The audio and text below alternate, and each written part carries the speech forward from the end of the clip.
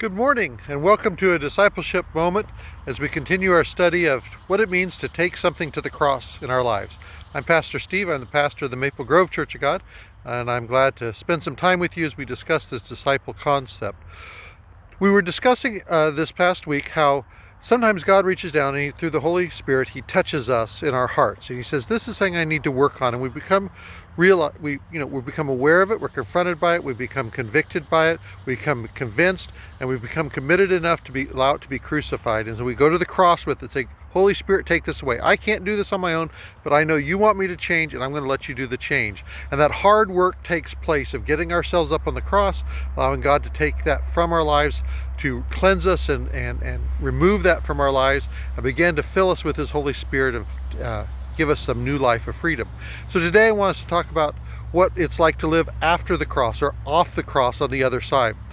We're told that Christ saw for the glory set before Him, He was willing to be crucified. He went to the cross. He laid His life down. He died. But what happened after the cross with Jesus Christ was He was resurrected, right? To new life. New life that is never ending now. And that is the same resurrection that can happen to us when we allow Christ to crucify something in our heart. Some sin, some attitude, some wrong belief. And so we get to see the fruit and the good stuff that happens after all the hard work that went into the crucifixion and getting that cleaned up out of our hearts. That's why I'm staying out here in front of the garden. As you can see, it's coming along quite nicely here at the church, and we're just starting to harvest, but it was a lot of work, tilling and turning the ground up and the planting and the wading and the weeding, and now we get to see the harvest. And that's what happens after we take something to the cross. We get to see the good things that are happening. And so three things that I want us to think about on the far side of the cross. One is consecration. When we come to that cross, we are committed to being crucified with Christ, and now we are consecrating the rest of our lives for Him. Consecration means to be set aside for the use, special use. Things were consecrated for the temple. Your life moving forward is now consecrated to Christ.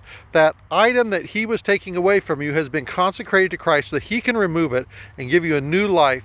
And the afterlife, that consecrated life, is life set aside to Him without that issue in it. That leads us to two things that continue to go on. One is a continuing consistency in our lives. Continue to make the right choices, continue to allow those things to have been removed from us so that we don't have to deal with them, and continue to make right choices. Whenever we're confronted with temptation, we lean on Christ. Instead of stepping backwards to what we used to do, we step forward into the new life He's giving us. So there's this continued consistency, and there's continued celebration. That continued celebration is continuing to thank God for what He has set you free from. Not because we're going to live in the past, we're living in the future, but we recognize that it's through Christ, and we celebrate and we're thankful for that. And when appropriate, we are going to witness to that. We're going to help other people hear the good news that Christ can set them free. Now, the problem that we do have to watch out for here is that just because Christ has delivered you from something doesn't mean that He will deliver everybody else the same way. Everybody's path is different. He will point things out when they're ready, they're mature enough for His Holy Spirit to work. So we need to be careful. Just say, well, I did it. They now need to start doing it. It requires God working in their lives. It worked for you. Another way may work for them. Now, it's still going to be taken to the cross, but everybody doesn't take things to the cross the same way. The Holy Spirit doesn't work in each of our lives the exact same way because we each have different personalities, and He works within our personalities. And you are not an expert on the subject. Just because God delivered you from it, you're an example. You're not an expert, you're an example. You're an example of what God can do. You may have insight and you can say, this is how it happened in my life, but that doesn't necessarily make you be an expert. So we need to be careful about that, because sometimes we can come across really preachy and like, well, if you just did it like me, you'd be fine. And you are not better, you are not more blessed, you are not more loved because God has done that work in your life. You are faithful. You are a child of God that is learning to trust. And we just need to be careful that we don't put ourselves on pedestals and say, oh, well, see what God is doing in my life, because He loves me more. No, He loves us all. He calls us all to that. And we all have our strengths and we all have our weaknesses. We all have our victories and we all have our failures. We all have our times of bearing fruit and the time of harvest, but we also have our times of digging and working and the hard work to get there. So don't think that you are better because you've gone to the cross. You're a child of God who's learned to trust that area of your life to God. And one day He will lay more things on your life. But continue to celebrate, continue to live consistently, continue to be consecrated and set aside from Him, and continue to enjoy the freedom that comes because you took it to the cross and you're now set free.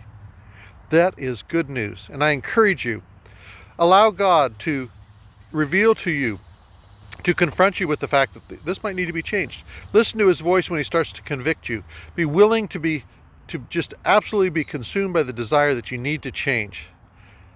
And allow that to be commitment onto the cross. Allow it to be consecration off the cross. Allow that convincing that put you on the cross to be in the consecration that took you off the cross to be continued in consistency and in celebration. And then continue to follow the Lord and work and use that as he tells you to do. I hope this has been helpful as you consider what's on the cross. We're going to move to thinking about peace and anxiety in our next series. So until I see you again, may you know the love of God, the salvation of Jesus Christ, and may the abiding presence of the Holy Spirit hold you safely in his hand now and forever. Be good, be kind. I'll talk to you later. Bye.